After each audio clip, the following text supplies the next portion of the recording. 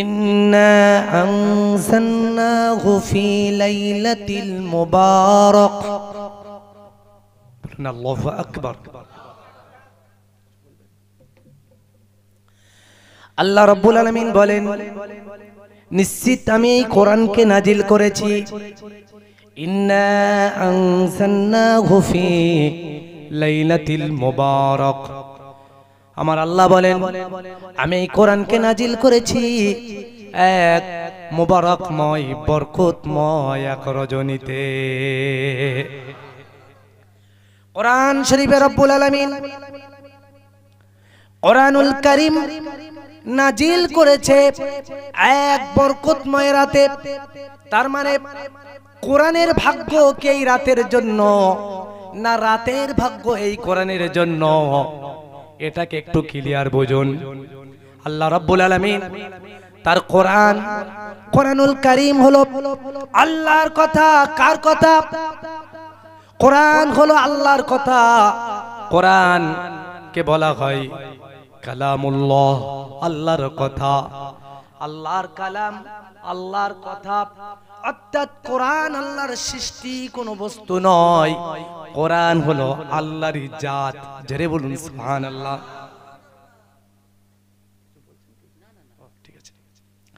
আল্লাহ রাব্বুল আলামিন বললেন, আমি নাজিল করেছি কোরআন।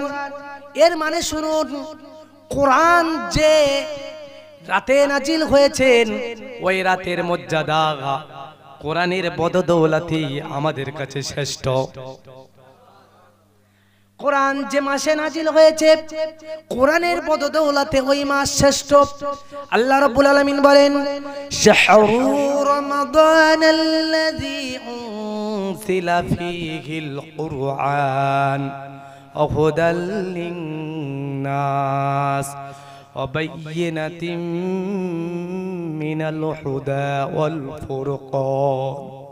জোরে বলুন সুবহানাল্লাহ।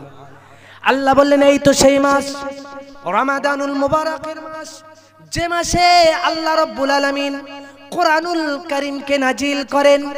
আল্লাহ বললেন যে কোরআন হলো হুদাল লিন্নাস, তামাম মানব জাতির জন্য হেদায়াত। গতকালকে এই হুদাল লিন্নাস, এই হেদায়েত শব্দটা নিয়ে প্রায় 1.5 ঘন্টা বললাম। আজকে ওটা বলবো না। তবে আল্লাহ রাব্বুল আলামিন বললেন, যে মাস কোরআন নাজিল হয়েছে যে মাসে, সেই মাস হলো রমাদানুল মুবারক। আর 12 মাসের ভিতরে সবচাইতে শ্রেষ্ঠ মাস হলো রমাদানুল মুবারক মাস। কারণ এই মাসেই আল্লাহ রাব্বুল আলামিন তার কোরআনুল কারীমকে নাজিল করেছেন।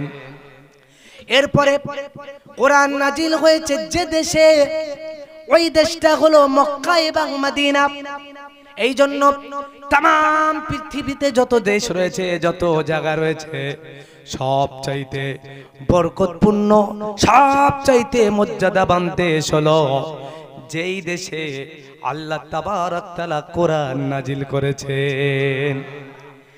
এরপরে তাম পৃথিবীতে যত যত যত যত তাম পৃথিবীতে যত পাহাড় রয়েছে, যত গুহা রয়েছে, সব চাইতে শ্রেষ্ঠ পাহাড় হলো যে পাহাড়ের উপরে, যে গুহার ভিতরে আল্লাহ রাব্বুল আলামিন কোরআনুল কারীমকে নাজিল করেছেন। এরপরে আল্লাহ রাব্বুল আলামিনের 1 লক্ষ মতান্তরে 2,24,000 পয়গম্বর ও নবী এবং রাসূল এসেছে। তার ভিতরে সর্বশ্রেষ্ঠ সর্বশ্রেষ্ঠ সবচাইতে মর্যাদাপূর্ণ নবী হলেন মুহাম্মদুর রাসূলুল্লাহ। কেন মর্যাদাপূর্ণ? আল্লাহ কোরআনুল কারীমে বলেন, তাবারাকাল্লাযী নাযালাল ফুরকানা আলা আবদিহি লিয়াকুনা লিল আলামিনা নাযীরা। আল্লাহ বললেন, সেই আল্লাহ তাবারক তাআলা যিনি তার হাবিবের উপর, যিনি তার বান্দার উপর কোরআনুল কারীমকে নাজিল করেছেন, কোরআন অবতীর্ণ করেছেন যে বান্দার ওপর, যাতে করে তার বান্দা তামাম বিশ্ববাসীদের কাছে সতর্ককারী পথ প্রদর্শক ও মর্যাদাবান হতে পারে। তাহলে আল্লাহর নবী আখিরি নবী, তামাম নবীদের ভিতরে শ্রেষ্ঠ, এজন্যই নবীজির উপরই নাজিল হয়েছে এই কোরআন। জোরে বলবেন না? আল্লাহর নবী শ্রেষ্ঠ, কারণ নবীজির উপর কোরআন নাজিল হয়েছে। মক্কা মদিনা শ্রেষ্ঠ, কারণ মক্কা মদিনায় কোরআন নাজিল হয়েছে। ভাই আমার, বন্ধু আমার, হেরা গুহা শ্রেষ্ঠ গুহা, হেরা গুহার উপর কোরআন নাজিল হয়েছে। রমাদানুল মোবারক শ্রেষ্ঠ মাস, কারণ রমাদানুল মোবারকে আল্লাহ কোরআন নাজিল করেছেন। আর কোরআন যে রাতে নাজিল হয়েছেন, ওই রাত হলো সকল রাতের ভিতরে শ্রেষ্ঠ। জোরে বলুন। আল্লাহ বললেন, ইন্না আনজালনাহু ফি লাইলাতিল কদর, নিশ্চিত আমি এই কোরআন নাজিল করেছি বরকতময় ভাগ্য রজনীতে, কদরের রাতে। চিল্লে হবে না? আল্লাহ কদরের রাতে কোরআন নাজিল করেছেন। রাতের মর্যাদা কিসের জন্য শ্রেষ্ঠ? কথা বলুন। কথা বলে না। কিসের জন্য? জোরে মাতো। কোরআনের জন্য। আল্লাহ রাব্বুল আলামিন কদরের রাতকে শ্রেষ্ঠ করেছেন কোরআনের জন্য। কত শ্রেষ্ঠ! আল্লাহ রাব্বুল আলামিন বললেন, খায়রুম মিন আলফি শাহর, 1000 মাসের চেয়ে উত্তম। একটা রাত 1000 মাসের চেয়ে উত্তম। সুবহানাল্লাহ, সুবহানাল্লাহ। 1000 রাতের চেয়ে উত্তম। কেন? এই মাসে, এই রাতে কোরআন নাজিল হয়েছে। সুবহানাল্লাহ। তাহলে কোরআন যে নবীর উপর নাজিল হয়েছে, ওই নবী শ্রেষ্ঠ। কোরআন যে পাহাড়ে নাজিল হয়েছে, পাহাড় শ্রেষ্ঠ। কোরআন যে মাসে নাজিল হয়েছে, মাস শ্রেষ্ঠ। কোরআন যে রাতে নাজিল হয়েছে, সেই রাত শ্রেষ্ঠ। এবারে বলুন, কোরআন নাজিল হয়েছে কাদের জন্য? কথা বলেন না। আমাদের জন্য, আমরা উম্মতে মুহাম্মাদি। আল্লাহ রাব্বুল আলামিন বলেন, যে জাতির প্রতি কোরআন নাজিল হয়েছে, ওই জাতিও হলো তামাম উম্মাতের ভিতরে, তামাম জাতির ভিতরে উম্মতে মুহাম্মাদি হলো শ্রেষ্ঠ। কারণ আল্লাহ বললেন, কুনতুম খায়রা উম্মাতিন উখরিজাত লিন-নাস। আল্লাহ বললেন, হে আমার আখিরি নবীর উম্মতেরা, আমি আল্লাহ রাব্বুল আলামিন তামাম উম্মতের ভিতরে আখিরি নবীর উম্মতদেরকে আমি আল্লাহ রাব্বুল আলামিন শ্রেষ্ঠত্ব দান করেছি। আবার সাউন্ড চেপে যাচ্ছে।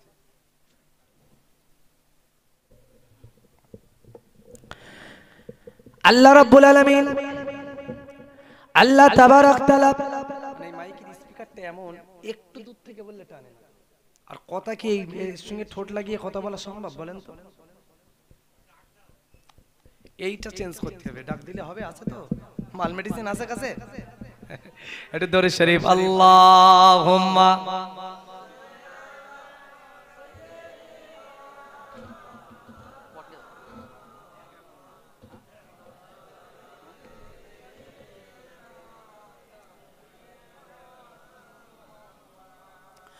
ভাই আমার, বন্ধু আমার, কোরআন নাজিল হয়েছে যে জাতির ওপর, যে কওমের ওপর, যে দলের ওপর, ওই দল আল্লাহ রাব্বুল আলামিনের তামাম নবীর উম্মতের ভিতরে আমরাই শ্রেষ্ঠ। কারণ আমাদের ওপর নাজিল হয়েছে কি? জোরে বলুন কি? কোরআন। আল্লাহ রাব্বুল আলামিন কোরআন শরীফের সূরা আল ফাতিরের ভিতরে আল্লাহ রাব্বুল আলামিন বলেন, সুম্মা আওরাসনাল কিতাবাল্লাযীনা ইসতাফাইনা মিন ইবাদিনা ফামিনহুম যালিমুন লিনাফসিহি ওয়া মিনহুম মুকতাসিদুন ওয়া মিনহুম সাবিকুন বিল খায়রাতি বিইজনিল্লাহ। জোরে জোরে বলুন না সুবহানাল্লাহ। আল্লাহ কোরআন শরীফে সূরা আল ফাতিরের ভিতর আল্লাহ বলেন সুম্মা আওরাসনাল কিতাব, আল্লাহ বললেন আমি আমার বান্দাদের ভিতরে যাদেরকে ভালোবাসি, কে বলছেন? আমাদের রব বলছেন, আমাদের আল্লাহ বলছেন। আমাদের আল্লাহ রাব্বুল আলামিন বলেন আমি আমার বান্দাদের ভিতর যাদেরকে ভালোবাসি, যাদেরকে মনোনীত হিসাবে কবুল করেছি। কি ব্যাপার, এখন খাওয়া দাওয়া দেবে? এরকম করে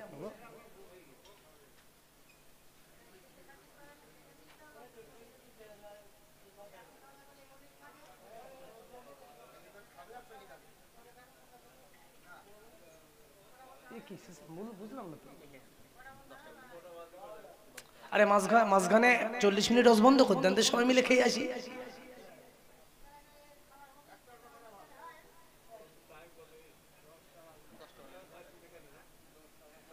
খাওয়া শুরু করেছে, যদি শুরু না করে তো বন্ধ করতে বলো।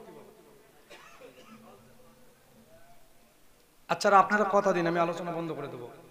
দেখুন আমি চুক্তি টুক্তি করে আসিনি, আমি কিন্তু আজের কোরআনের মজলিস, এটা শুনতে শুনতে উঠে গেলে বিয়াদবি হবে। আপনারা যে কজা লোক আছে বসে থাকবেন তো, খাবার জন্য যদি ওঠেন আমি আলোচনা বন্ধ করে দেবো।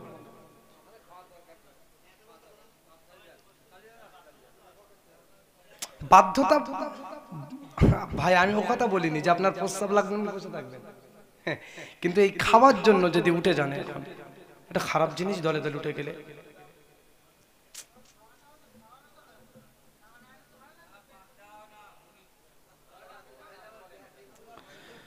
দরুদ শরীফ আল্লাহুম্মা সাল্লি আলা সাইয়্যিদিনা ওয়া মাওলানা মুহাম্মদ ওয়া আলা আলিহি।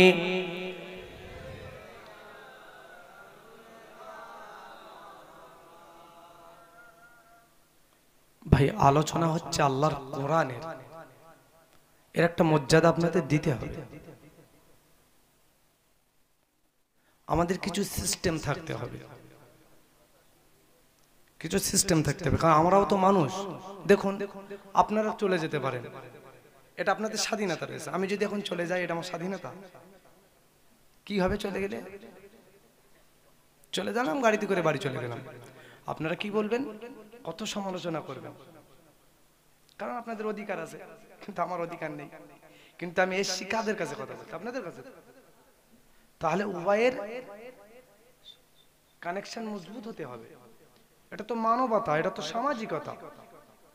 তো আপনারা যে প্রশ্ন করছেন যেভাবে সুরে বললাম বলে, এই তো অবাক বিষয়। আমি আপনাদের খেতে দেবো না, আপনাদের সঙ্গে আমার রাগারাগি, বিষয়টা ওই রকম না। বিষয়টা সামাজিকতা, শিষ্টাচারিতা, ভদ্রতা। আমি তো আপনাদের মেহমান, মুসাফির মানুষ, মুসাফির। আমি, আমার তো সম্মান আছে। আমি তো কোরআনের কথা বলছি, তার তো ইজ্জত আছে। আপনি একটা আয়াত পড়লাম, আয়াতটা পুরো না শুনতে শুনতে উঠে চলে গেলেন, কি হলো এটা? চলুন, আল্লাহ রাব্বুল আলামিন কোরআন শরীফে সূরা আল ফাতিরের ভিতরে বলছেন সুম্মা আওরাসনাল কিতাবাল্লাযীনা ইসতাফাইনা মিন ইবাদিনা। আল্লাহ বললেন নিশ্চিত আমি আমার বান্দাদের ভিতর যাদেরকে আমি পছন্দ করি, আমার মনোনীত বান্দা হিসাবে কবুল করে নিয়েছি, আমার ওই বান্দাদেরকে আমি আল্লাহ রাব্বুল আলামিন আমার কোরআনের ওয়ারিস হিসাবে কবুল করে নিয়েছি। আল্লাহর যে বান্দাগুলো আল্লাহর পছন্দনীয়, আল্লাহর যে বান্দাগুলো আল্লাহর কাছে পছন্দনীয়, আমার আল্লাহ রাব্বুল আলামিন তার পছন্দনীয় বান্দাগুলোকে আমার আল্লাহ কোরআনের ওয়ারিস বানিয়ে দিয়েছেন। এই জন্য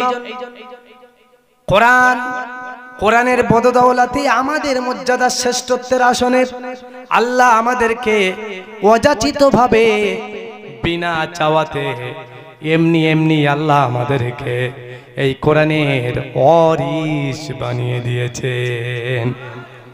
পরের আয়াতের কিছু অংশ একটু আক্ষেপের। আল্লাহ আক্ষেপ করে বলছেন, আমি যাদেরকে মনোনীত বান্দা হিসাবে কবুল করেছি, এই বান্দাদের ভিতরে কিছু দল রয়েছে। আল্লাহ বললেন কিছু দল রয়েছে বান্দাদের ভিতরে, যেমন একটা দল আল্লাহ বললেন ফামিনহুম যালিমুন লিনাফসিহি, তাদের ভিতরে এক অংশ হলো জালিম। কি বললেন?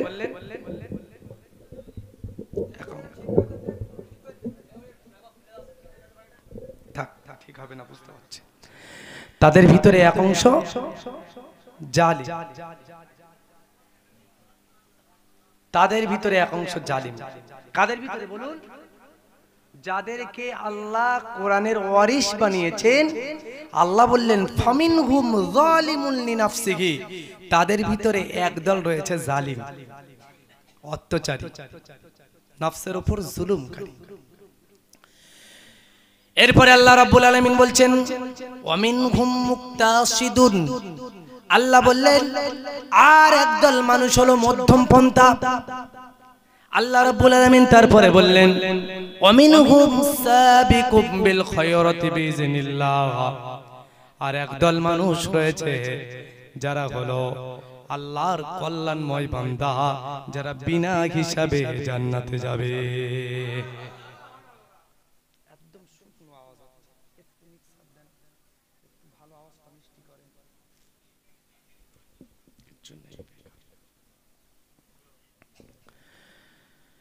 তাহলে আয়াত যদি আমি এই আয়াতের অস্থায়ী করি, সময় আমার শেষ হয়ে যাবে, কিন্তু আমি বিষয়টা বলার জন্য আমি আমার আলোচনার প্রথম বস্তু আমি রেখে এসেছি, সেখানে ফিরে যাব।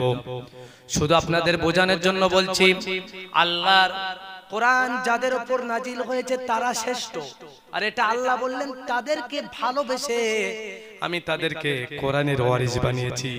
সুবহানাল্লাহ। তবে আক্ষেপের বিষয়, তাদের ভিতরে একটা দল রয়েছে, তারা কি? জালিম। ফামিনহুম যালিমুন লিনাফসিহি ওয়া মিনহুম মুক্তাসিদুন ওয়া মিনহুম সাবিকুম বিল খায়রাতি বিইজনিল্লাহ। আল্লাহ বললেন আর তাদের ভিতরে একদল মধ্যম পন্থা, একদল হলো আমার কল্যাণময় বান্দা, যাদেরকে কিয়ামতের দিন আল্লাহ বিনা হিসাবে জান্নাতে দিয়ে দেবে। আল্লামা ইমামউদ্দিন কাসির রাহমাতুল্লাহ আলাইহি তাফসীরে ইবনে কাসিরের ভিতরে এই আয়াতের ব্যাখ্যা করেছেন, চমৎকার ব্যাখ্যা।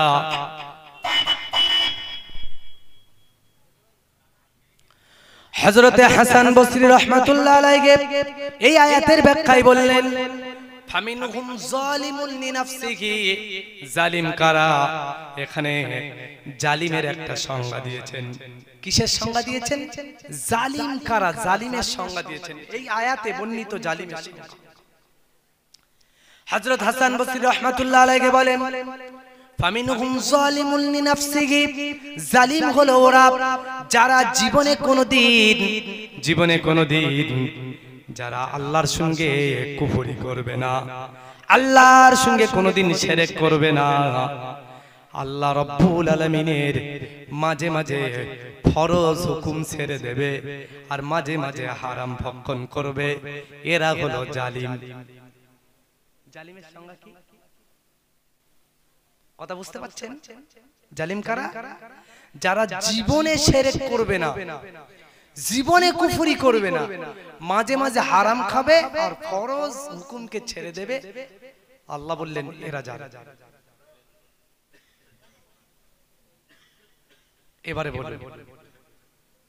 এবারে বলুন আমাদের সমাজে আমরা যারা রয়েছে আমরা কোন কাতা? যারা আল্লাহর সঙ্গে শিরক করবে এরা তো শুধু জালিম নয়, এরা তো কাফের মুশরিক। কিন্তু কাফেরদের ভিতরে যে জালেম ওটা আলাদা পর্যায়ের জালেম, কিন্তু ঈমানদারদের ভিতর যারা জালিম হবে ঈমানদারদের ভিতরে যারা অত্যাচারী হবে নফসের উপর, ফামিনহুম যালিমুন লিনাফসিহি, এটা নফসের উপর জুলুম করা মানে অপরের উপর অত্যাচার করবে না, নিজের নফসের উপর অত্যাচার করা মানে কি নিজে আল্লাহর ফরজ হুকুমকে ছেড়ে দেবে, হারামকে ভক্ষণ করবে, সব সময় না, মাঝে মাঝে। এরা হলো জালিম। এরপরে আল্লাহ বললেন ওয়ামিনহুম মুক্তাসিদুন, আর একদল হলো মধ্যম পন্থা। মধ্যম পন্থা বান্দা কারা? আল্লাহ রাব্বুল আলামিন আল্লাহ তাআলা যে ফামিনহুম যালিমুন লিনাফসিহির পরে মধ্যম পন্থা বান্দাদের কথা বললেন। মধ্যম পন্থা বান্দাদের পরিচয় আল্লাহ রাব্বুল আলামিন দিলেন। দেখুন, মধ্যম পন্থা বান্দাদের পরিচয় দিলেন যে তারা জীবনে কোনোদিন শিরক কুফরি তো করবেই না। মধ্যম পন্থা বান্দারা কোনোদিন আল্লাহর ফরজ হুকুমকে ছেড়ে দেবে না, আর জীবনে হারাম ভক্ষণ করবে না, মাঝে মাঝে মাকরু খেয়ে ফেলবে, আর মাঝে মাঝে সুন্নাতকে ছেড়ে দেবে। এরা হলো মধ্যম পন্থা বান্দা। মধ্যম পন্থা কারা? যারা সুন্নাত ছেড়ে দেবে, জীবনেও ফরজ ছেড়ে দেবে না, জীবনেও তারা ফরজ ছাড়বে, জীবনেও হারাম, মাঝে মাঝে মাকরু খেয়ে ফেলবে। এরা হলো মধ্যম পন্থা বান্দা। প্রিয় সুধী, মধ্যম পন্থা বান্দা খোঁজারই অভাব রয়েছে এই যুগে। আল্লাহ রাব্বুল আলামিন যে বললেন অমিনহুম সাবিকুম বিল খায়রাতি বিইজনিল্লাহ, আর আল্লাহ রাব্বুল আলামিন আল্লাহ তাআলার সবচেয়ে শ্রেষ্ঠ বান্দা হলো সাবিকুম বিল খায়রাতি বিইজনিল্লাহ, যারা আল্লাহর কল্যাণময় বান্দা, যারা আল্লাহর কাছাকাছির বান্দা। আল্লামা হাসান বসরি রাহমাতুল্লাহ আলাইহি বলেন তাদের পরিচয় হলো তারা জীবনে কোনোদিন ফরজ হুকুম ছেড়ে দেবে না, আল্লাহ রাসূলের কোন সুন্নাতকে ছেড়ে দেবে না, মাঝে মাঝে মুস্তাহাবকে ছেড়ে দেবে।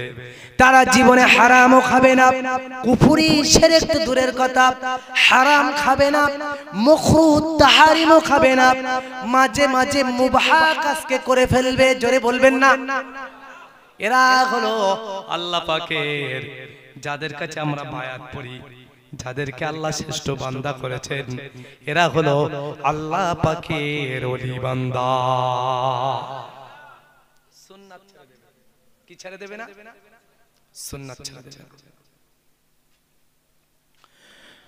হাকিমুল উম্মাহ হযরত আশরাফ আলী থানভী রাহমাতুল্লাহ আলাইহির কাছে একজন বায়াত করতে এসেছেন, মুরিদ হতে এসেছেন, এবং তার মনে মনে একটা চাহিদা রয়েছে, আমি দেখব যে কোন অলৌকিক ঘটনা, কারামত যদি প্রকাশ পায় তাহলে বায়াত করব।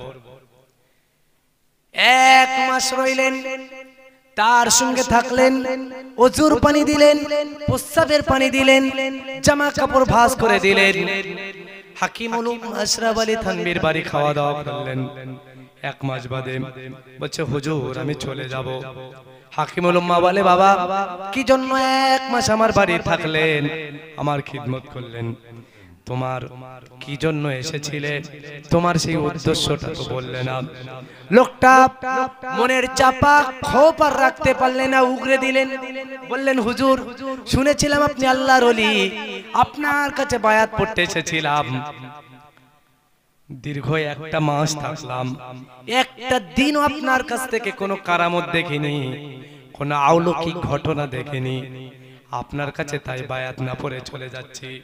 হাকিমুল উম্মাহ আশরাফ আলী থানভী রাহমাতুল্লাহ আলাইহি লোকটাকে বললেন বাবা বলো দেখি, এই 1 মাসের ভিতরে কোনোদিন কি আমার চলাচলতির ভিতরে, আমার ওটা বসার ভিতরে কখনো কি কোনো সময় কি আল্লাহর নবীর কোন সুন্নাতের খেলাফ পেয়েছো?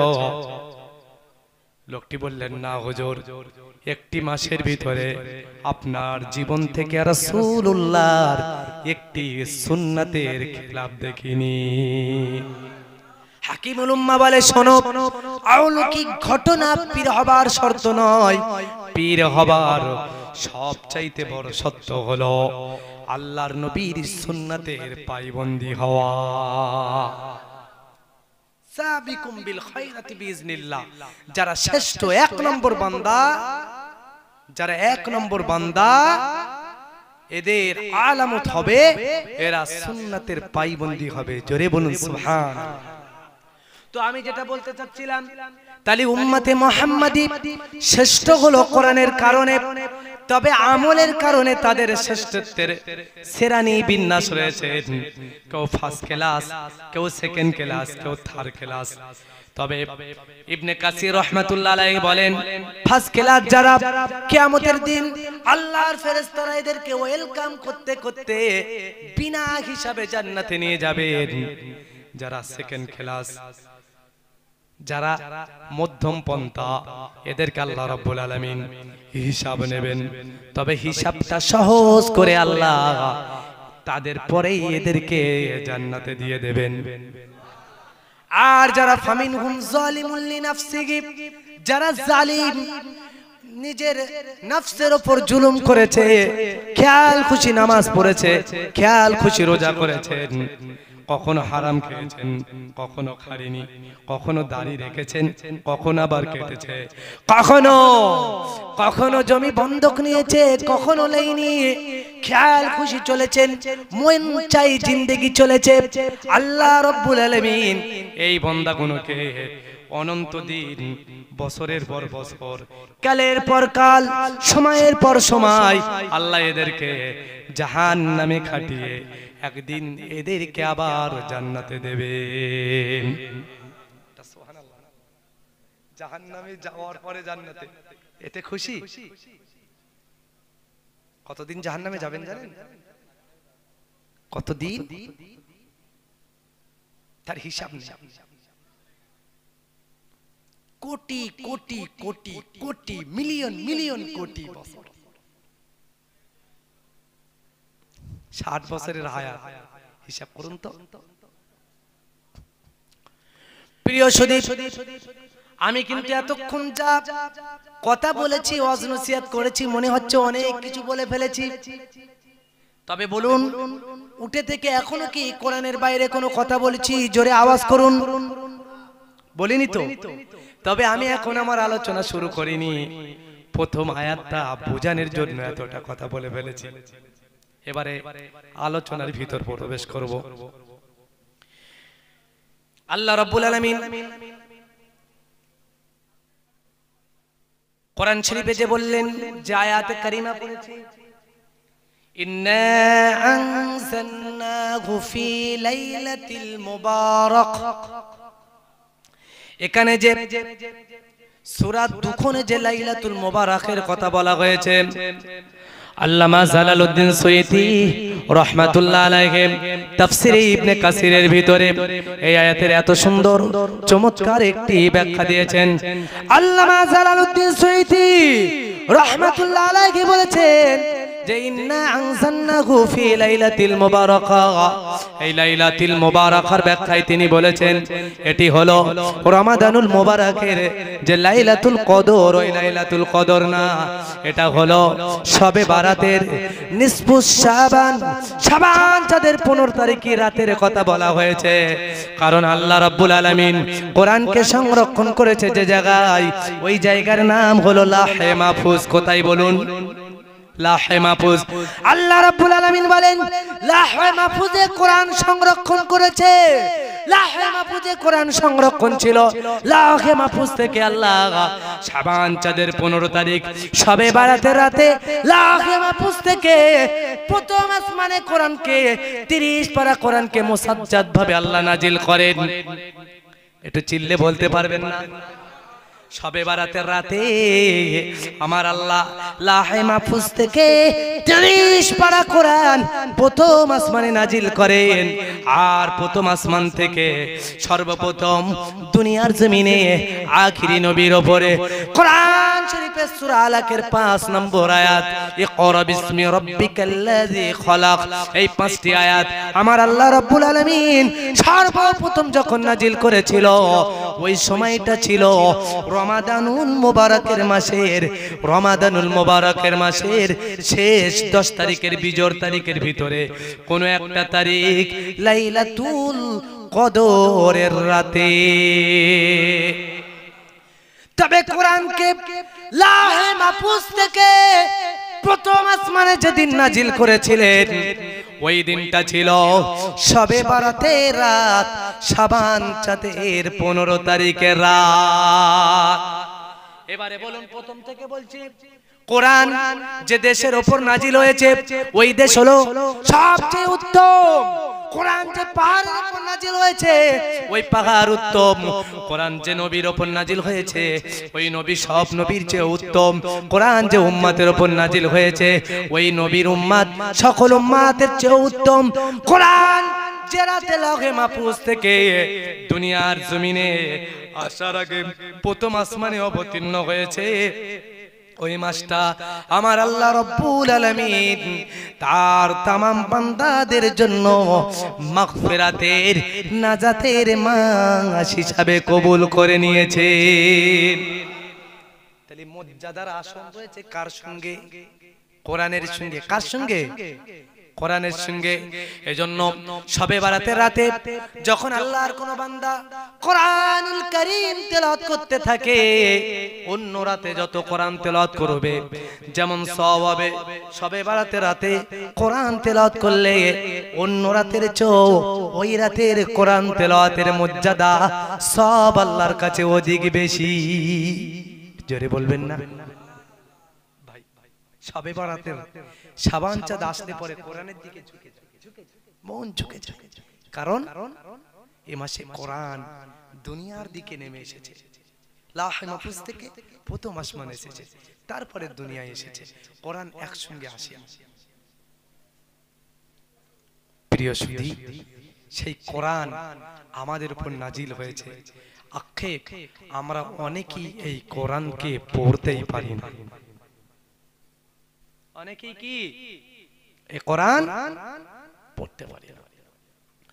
ভাই আমার, বন্ধু আমার, অথচ আল্লাহর নবী আখিরি নবী মুহাম্মদুর রাসূলুল্লাহ সাল্লাল্লাহু আলাইহি ওয়াসাল্লাম কিয়ামতের দিনে যে নবী উম্মতদেরকে কিয়ামতের দিন যে নবী শাফাত করবে। কোরআন শরীফ আল্লাহ রাব্বুল আলামিন বলেন, মান যাল্লাযী ইয়াশফাউ ইনদাহু ইল্লা বিইজনি। আল্লাহ কোরআন শরীফে 3 পারায় সূরা বাকারায় যার নাম আমরা সবাই জানি আয়াতুল কুরসি, আয়াতুল কুরসির ভিতরে মহান আল্লাহ রাব্বুল আলামিন বলেন, মান যাল্লাযী ইয়াশফাউ ইনদাহু ইল্লা বিইজনি। মহান আল্লাহ রাব্বুল আলামিন কোরআন শরীফের ভিতরে মহান আল্লাহ বলেন যে কার সাধ্য রয়েছে, কার ক্ষমতা রয়েছে। মহান আল্লাহ রাব্বুল আলামিন বলেন কার ক্ষমতা রয়েছে, কার সাধ্য রয়েছে। হাশরের ময়দানে আমার আল্লাহর বিনা অনুমতিতে আল্লাহ রাব্বুল আলামিনের কাছে শাফাত করবে। শাফাত মান যাল্লাযী ইয়াশফাউ ইনদাহু ইল্লা বিইজনি। কার ক্ষমতা রয়েছে? আল্লাহর বিনা অনুমতিতে শাফাত করবে। অর্থাৎ আখিরি নবী মুহাম্মদ সাল্লাল্লাহু আলাইহি সাল্লাম সহ কারোরই কিয়ামতের দিন ক্ষমতা থাকবে না আল্লাহর বিনা অনুমতিতে শাফাত। শুনুন, ক্যাসেটের ফিতে কেটে শুনবেন, আমি কোরআন বলছি। হয়তো বলবেন এ কোন হুজুর বলেছে নবীজি শাফাত করতে পারবে না। কথা কিন্তু তা না, ভালো করে বুঝুন। আল্লাহর বিনা অনুমতিতে শাফাত করতে পারবে না। কে বলেছে? মুহাম্মদ সাল্লাল্লাহু আলাইহি সাল্লাম পর্যন্ত। আল্লাহ কোরআনুল কারীমের ভিতরে বলেন, ইয়াউমা ইয়াকুমুর রূহ ওয়াল মালাইকাতু সাফফা লা ইয়াতাকাল্লামুনা ইল্লা মান আযিনা লাহুর রাহমান ওয়া ক্বালা সাওয়াবা। জোরে বলুন সুবহানাল্লাহ। আল্লাহ বললেন যেদিন तमाम রূহ तमाम ফেরেশতা মণ্ডলী तमाम রূহরা সারি সারি দাঁড়িয়ে থাকবে तमाम নবী রাসূলরা সারি সারি দাঁড়িয়ে থাকবে तमाम আউলিয়া কিরাম সারি সারি দাঁড়িয়ে থাকবে যেদিন লা ইয়াতাকাল্লামুনা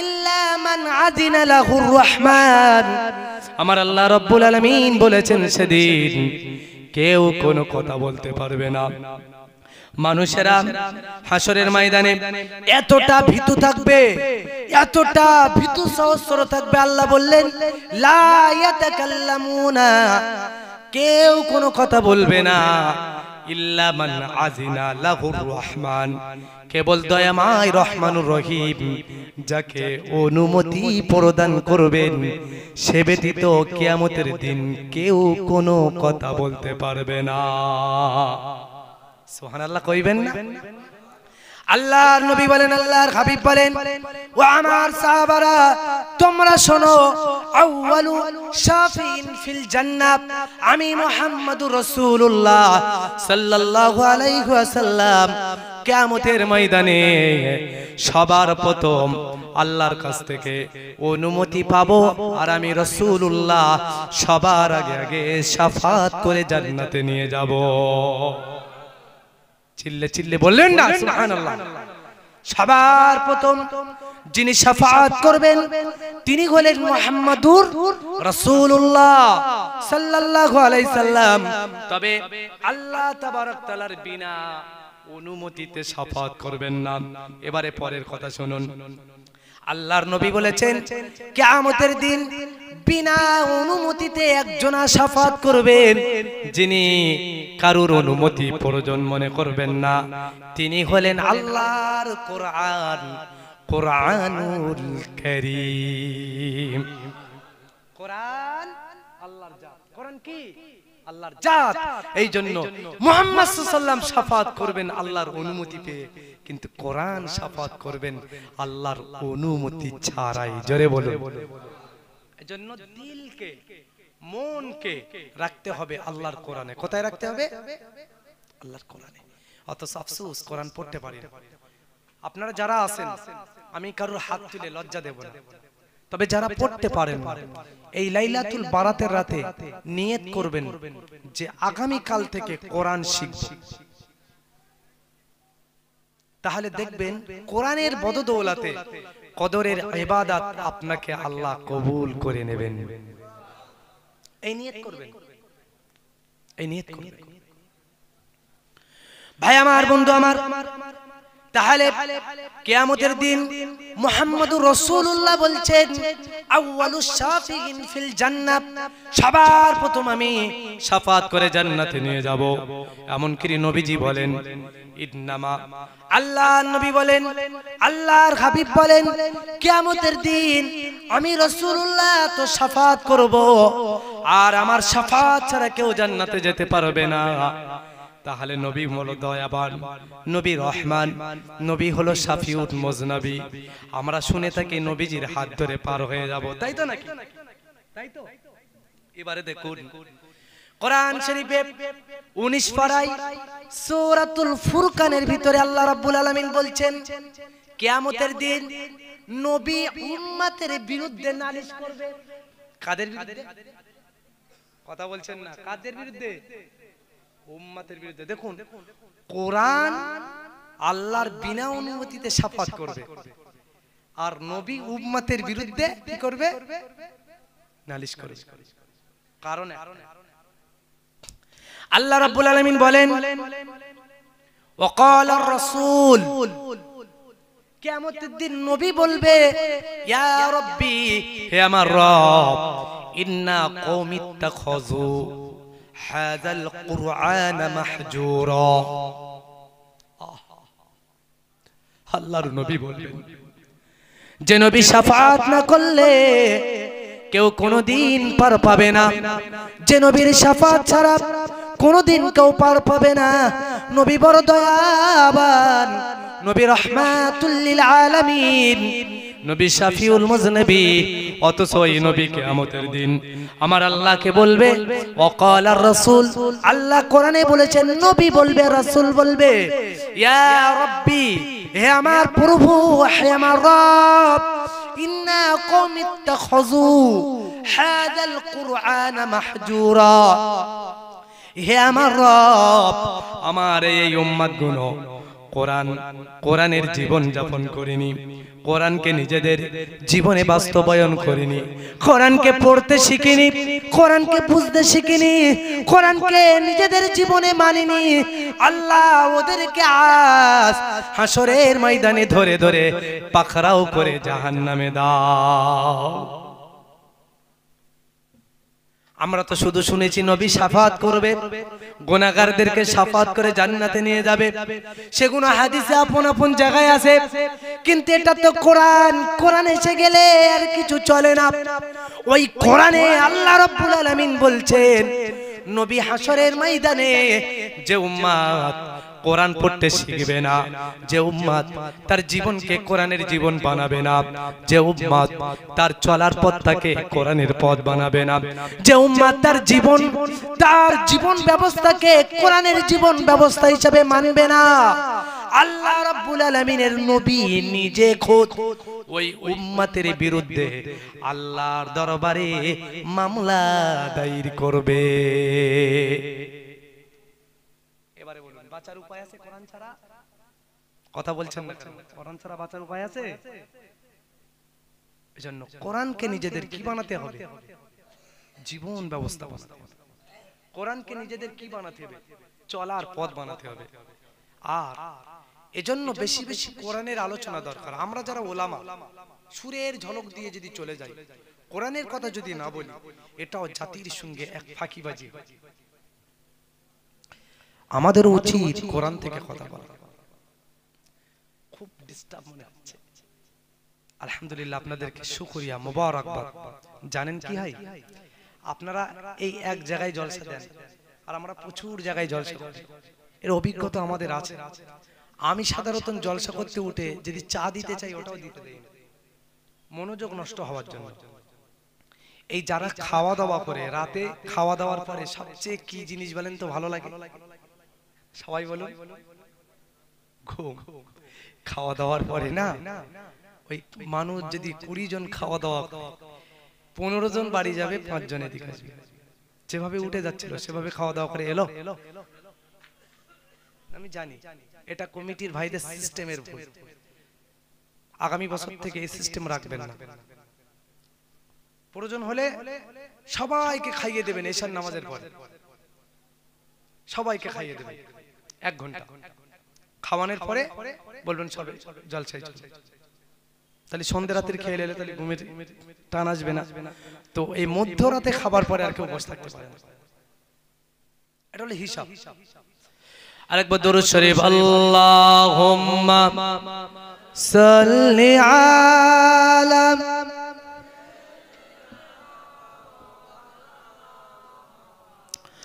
ওয়া আলা আলি সাইয়্যিদিনা।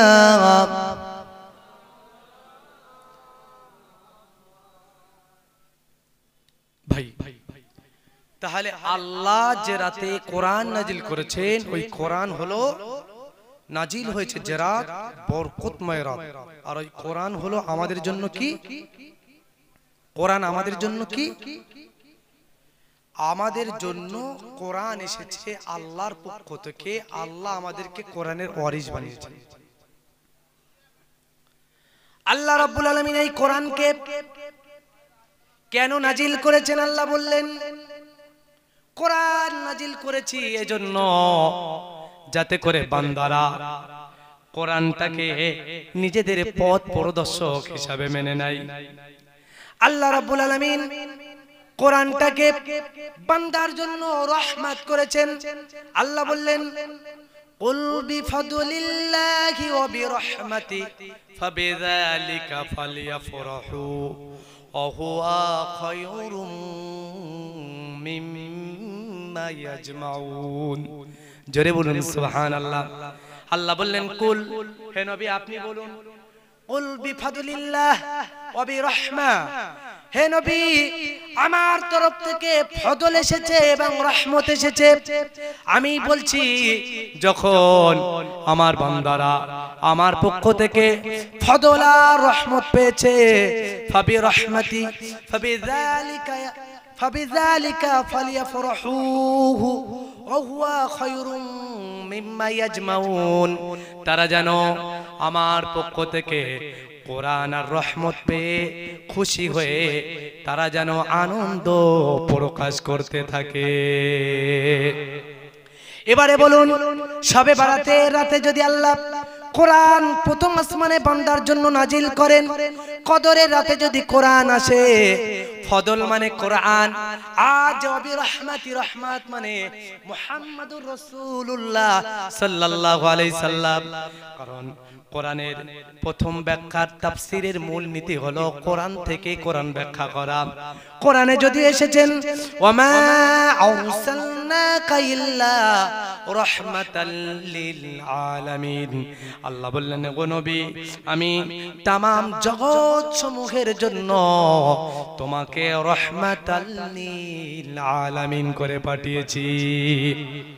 তো নবী যদিও রহমত তাবি, ফাবিযালিকা ফালিয়াফরাহুহু ওয়া হুয়া খায়রুম মিম্মা ইয়াজমাউন, আল্লাহ বললেন ফজল মানে হুয়াল কুরআন, ফজল মানে কোরআন, রহমত মানে নবী। অর্থাৎ নবী যে মাসে এসেছেন 12ই রবিউল আউয়াল, ওই মাসে নবীজির সম্মানের জন্য আনন্দ প্রকাশ করতে হবে। আর কোরআন যে মাসে নাজিল হয়েছে নিসফুস শাবান, শাবান চাঁদের 15 তারিখ অথবা রমাদানুল মুবারকের লাইলাতুল কদরের রাত, এই জন্য এই মাস আর এই রাত সমূহ এবং রবিউল আউয়ালের মাসটা উম্মতে মুহাম্মাদির জন্য আনন্দের রাত। আর একটু চিল্লে বলবেন না? এবার বলবেন এখানে 12ই রবিউল আউয়াল কেন এলো? একটুখানি ভেঙে আরেকটু স্পষ্ট করে দিই। তাহলে আল্লাহ বলেছেন আনন্দ করো, খুশি করো, খুশি প্রকাশ করো, আনন্দ প্রকাশ করো। খুশি প্রকাশ করতে বললেন খোদ আল্লাহ তাবারক তাআলা। কারণ কি? দুটি কারণ বললেন, একটি হলো কোরআন, অপরটি হলো মুহাম্মাদুর রাসূলুল্লাহ। এবারে বলবেন কোরআন আর নবী এর পার্থক্য কি? এটাই সুন্দর করে বুঝিয়ে দিই। কোরআনের পার্থক্য আর নবীর পার্থক্য একটু আপনাদেরকে বোঝাই। কোরআন হলো লিখিত কিতাব, কোরআন কি? লিখিত কিতাব। আর মুহাম্মাদুর রাসূলুল্লাহ হলেন প্র্যাকটিক্যাল জীবন্ত কিতাব। কোরআন আর নবী, যে কোরআন সেই নবী, যেই নবী সেই কোরআন। কোরআন আল্লাহর কালাম, কিন্তু আল্লাহর কালামের যে হুকুম, যে আহকাম, যে নির্দেশিকা রয়েছে তার বাস্তব চিত্র হলো আল্লাহর নবী মুহাম্মাদুর রাসূলুল্লাহ। কারণ আমরা কথা বলি নিজের মন থেকে বানিয়ে বানিয়ে, নিজের চিন্তা প্রসূত থেকে, আর আমার নবী কথা বলেন, আল্লাহ বলেছেন ওয়ামা ইয়ানতিকু আনিল হাওয়া ইন হুয়া ইল্লা ওয়াহয়ু ইউহা। আল্লাহ বলেন ওরে মানুষ, ওরে আমার বান্দা শোনো, ওয়ামা ইয়ানতিকু আনিল হাওয়া ইন হুয়া ইল্লা ওয়াহয়ু ইউহা। আমার নবী যখন কোনো কথা বলে, যখন কোনো কাজ করে, যখন কোনো ইশারা করে, আমার নবী নিজে থেকে করে না, নফসের অনুগত হয়ে করে না, চিন্তা প্রসূত থেকে করে না। আমার নবী যখন যে কথা বলে, যখন যে কাজ করে, যখন যে ইশারা করে, ও সকল সমূহ গুণ আমি আল্লাহ রব্বুল আলামিন আমার ওহী। তাহলে নবীর জীবনটা হলো আল্লাহর ওহী। ওহী দুই প্রকার, একটা হলো ওহিয়ে মাতলু, আর একটি হলো ওহিয়ে গায়ের মাতলু। ওহিয়ে মাতলু হলো কোরআন, আর ওহিয়ে গায়ের মাতলু হলো আল্লাহর রাসূলের হাদিস। অর্থাৎ কোরআনও আল্লাহর কথা, হাদিসও আল্লাহর কথা। চিল্লে বলবেন না? অর্থাৎ নবীর জীবনে নিজের কোনো কথা নেই, রাসূলের জীবনে নিজের কোনো কাজ নাই, নবীজির জীবনে নিজের কোনো ভাবনা নাই, নবীজির জীবনে নিজের কোনো সিদ্ধান্ত নাই। নবীজির জীবনের সকল সিদ্ধান্ত, নবীজির জীবনের সকল ভাবনা, আল্লাহর নবীর জীবনের সকল কাজ কর্মসমূহ সবগুলোই হলো আল্লাহ রাব্বুল আলামিনের। তো তাই বলে বলবো না আল্লাহ আর নবী এক না, তাহলে সৃষ্টি আর কি স্রষ্টা মিলে যাবে, কুফরি হবে। আল্লাহর নবী এক বললে কি হবে? কথা বলছেন না, কুফরি হবে। কিন্তু রাসূলের কাজকর্ম আল্লাহর ওহী। এবারে শুনুন, আরেকটু স্পষ্ট করে বলি, যদি কোনো দুধ কেটে ছানা বার করা হয় আর ওই ছানার ভিতরে যদি চিনি দেওয়া হয় এবং সেটা গোল্লা গোল্লা করে যদি আপনাকে প্লেটে দেওয়া হয়, আপনি বলবেন আমি খাচ্ছি, এটা হলো রসগোল্লা। এটা কি? কেউ কি বলবেন দুধ খাচ্ছি, কেউ কি বলবেন চিনি খাচ্ছি। ঠিক তেমন কোরআন আর নবী দুটোকে এমন ভাবে মিশে হয়ে গেলেন আল্লাহ রাব্বুল আলামিনের ইবাদত। আর একটু স্পষ্ট করে বলি, তাহলে একটা রসগোল্লা বানাতে কি লাগলো? চিনি লাগলো, ছানা লাগলো, এমন কি একজন ময়রা লাগলো। রসগোল্লাটা আপনি একটা কাগজে লিখলেন, র দন্তস্ব গ লইলাই আকার রসগোল্লা। এবারে বলবেন আর কি লাগবে? দুধ লাগবে, তাহলে লিখুন দয়স্যু ধ, লিখে দিলেন। এবারে লিখলেন ছানা, তারপরে লিখলেন চিনি। কাগজটাকে মুড়িয়ে আপনাকে দেওয়া হলো, বলবো মিয়া এটা খেয়ে নাও, এটা রসগোল্লা। আপনি বলবেন মাথা কি গেছে নাকি, ক গ্লাস খেয়েছো, এটা রসগোল্লা ভাই, এটা তো লিখিত, এটা রসগোল্লা নয়। ঠিক কোরআনুল কারীম এটা লিখিত কিতাব, এটা এর ভিতরে মজা নাই, এর ভিতরে মজা নাই, এর ভিতরে সেই স্বাদ পাবা না। এই স্বাদ পেতে গেলে, কোরআনকে মানতে গেলে অনুসরণ করতে হবে আসল তৈরি রসগোল্লা মুহাম্মাদুর রাসূলুল্লাহ। তাহলে কোরআনটাকে লিখিত রসগোল্লা, ওটা কি কোরআন হলো লিখিত, রাসূল কি বানান। ভাই আমার বন্ধু আমার, আল্লাহ রাব্বুল আলামিন বলেন, যে আয়াত আমি আরেকবার পড়ে ফেলেছি, তাবারাকাল্লাযী নাযালাল ফুরকানা আলা আবদিহি লিয়াকুনা লিল আলামিন নাযীরা। সেই আল্লাহ তাবারক তাআলা যিনি তার নবীর উপর কোরআন নাজিল করেছে, যাতে করে তার নবী তামাম মানব জাতির জন্য সতর্ককারী আর পথ প্রদর্শক হতে পারে। জোরে বলুন সুবহানাল্লাহ। তাহলে কোরআন নাজিল হয়েছে নবীজির উপর। কোরআন আর নবী দুটি হলো আনন্দের বিষয়। এজন্য কোরআন নাজিল হয়েছে কদরের রাতে, এই জন্য কদরের রাতে আনন্দ প্রকাশ করব। আর ওই কোরআন যার উপর নাজিল হয়েছেন, ওই নবী যে রাতে নাজিল হয়েছেন, ভূমিষ্ঠ হয়েছেন, ওই রাতেও আনন্দ প্রকাশ করা মুমিনের কাজ। ভাই আমার, কোরআন দিয়ে আমাদের জীবন বানাতে হবে।